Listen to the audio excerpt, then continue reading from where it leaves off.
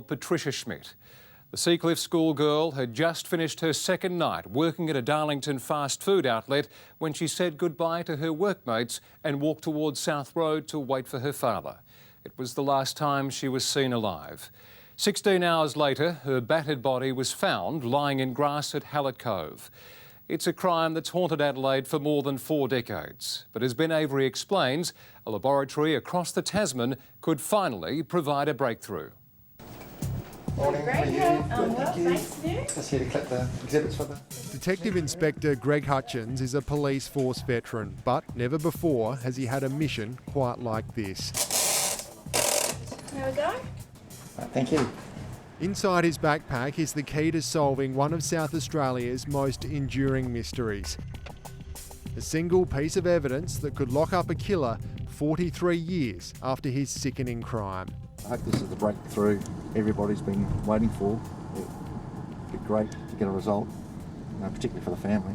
It must have been through hell and back.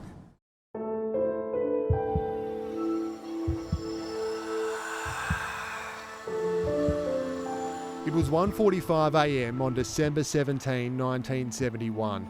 16-year-old Patricia Schmidt has finished work at what was the Burger King restaurant on South Road at Darlington. She is waiting to be picked up and driven home, but in what would become a lifelong regret for her father, he is running 15 minutes late, and Patricia makes the fateful decision to start walking. It would be the last time she was seen alive.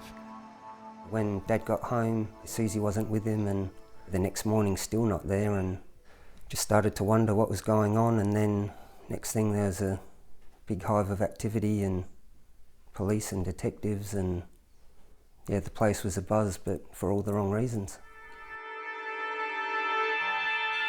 At 6:30 that evening, some 17 hours after she disappeared, Patricia is found dead in tall grass on the side of what was then known as Adams Road at Hallett Cove.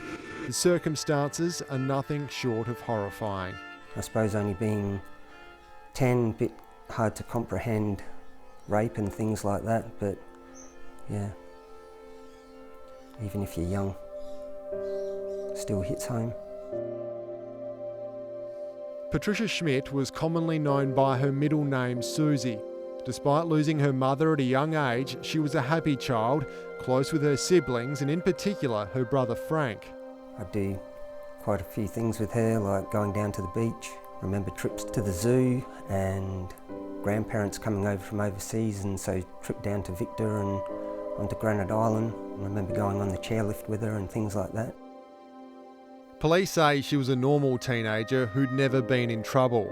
She was enjoying herself, she had a good circle of friends, but she wasn't a promiscuous girl. She was always with the same group, and I've spoken to most of those people, and they regarded her as a nice girl.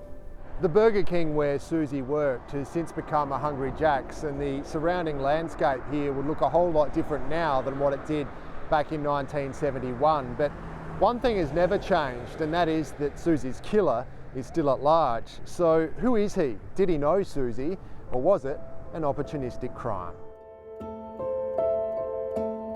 Susie took a job at the restaurant so she could afford Christmas presents for her family. This was her first shift. She was really excited. She came past. She looked absolutely gorgeous. I can remember still what she was wearing when she went to work. She was in a pair of hot pants which were really in fashion back then in the early 70s, and a pair of lace-up boots, and she just looked gorgeous. Best friend Frida Peachnik knew Susie as well as anyone, but she can't explain why Susie was last seen walking in the opposite direction to her Seacliff home. And I had said to her, please Susie, whatever you do, don't walk home, because I knew she was finishing very late. And she promised me she wouldn't. She actually started to walk along South Road that way, which is away from where she lived. Is there any idea why she was going the other way? No indication on why she did that. A decision Susie's father would agonise over for the rest of his life. Now you've had about 18 months to toss it over yourself. Have you thought of anything that might give just some inkling as to what happened then? No, well, I tried to, think back of what happened, but I just couldn't think of any new evidence. All police know is that sometime before being dumped at Hallett Cove, Susie had been raped and strangled to death. A bra was found hanging on a fence nearby. It was a secluded area back then, far different to the busy Lonsdale Highway we know today. Now, Paul, this is a very busy road now. There's a lot of shops and houses around, but it wasn't like that at the time. So how was Susie's body discovered? There was a fire truck returning to base from fighting the fire, and there's an off-duty police officer on there, and because he was standing so high on the back of the truck, he could see over the tall grass and saw her body on the ground.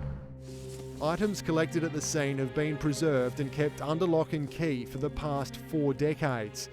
This one here, this has got a jacket that Susie was wearing on the night that she was murdered, and there's a quilt cover that was located not far from the scene. There are also scrapings taken from dozens of vehicles suspected of being linked to the case, but so far it's led to no arrests. It all sounds like the trailer's gone cold, that 43 years on, police are without any hope of solving this mystery. But tonight we can reveal quite the opposite. Behind the scenes, enormous work is being done to bring the killer to justice. Detectives are quite literally leaving no stone unturned. For the first time, we can make these photos public. At an undisclosed Adelaide cemetery, the body of a suspect is being removed from beneath the ground. He died not long after Susie died, and it wasn't a natural death, it was a suicide. So we thought that was a bit unusual, so we applied to the Attorney General to have the body exhumed for the purpose of taking DNA. Police hit a hurdle when the DNA taken from the man didn't match with what was collected from the scene, and like many suspects before him, he was ruled out as the person responsible. However, there has since been another breakthrough. A new improved method of analysing DNA has been developed, and it's a game changer. Where police have previously only been able to use the partial DNA profile collected at the scene to rule suspects in or out, they now believe that for the first time they can create a full DNA profile of the offender. If that profile exists anywhere on the extensive criminal database, then police will find it and the case could once and for all be solved. The catch is that the technology they want to use is only available overseas. Detective Hutchins is boarding a plane to New Zealand. He's armed with the last 2 DNA samples taken from the murder scene. We're hoping the laboratory in New Zealand is able to extract a DNA profile from a sample which is extremely small and very old. If Susie Schmidt's killer has committed a crime since the rape and murder, he is likely to be caught out. Should he be worried? I would hope he would be worried, yes.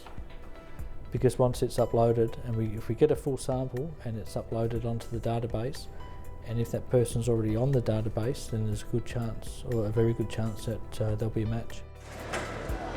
Police are quietly confident this could lead to the ultimate breakthrough, one that would mean everything to a family that never really recovered from the heartless crime.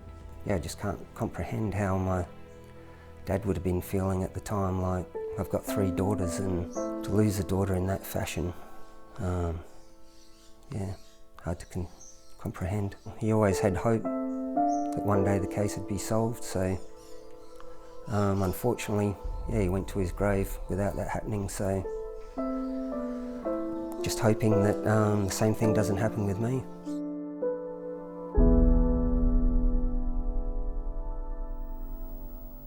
For the latest on that investigation, let's now go to police headquarters, where Ben Avery is with Assistant Commissioner Paul Dixon. Ben? Thank you, Brenton. Paul, that crucial DNA we just heard about remains over in New Zealand. When can we expect an update on that? DNA is a critical tool for our investigators, and we are committed to using every available piece of evidence that we can to assist our investigators. So we've taken a piece of evidence over to Auckland, and we're getting that tested at the moment, and we're hoping that in the near future we'll get a profile on that DNA sample, which will be able to assist our investigators to bring this investigation to a close. Now, as for this evening, we can see a lot of major crime detectives here tonight taking phone calls from the public. What is it they're after? What we're after is information. It doesn't matter how big or small that information is, we need that information to assist us. Investigations such as this are like a big jigsaw puzzle, and we just need that one piece to actually help us to solve the case. Of course, a lot of cases out there, and the number to call if you have any information is 1800 333 000. Now, we'll have more from the call centre later in the program. Brenton?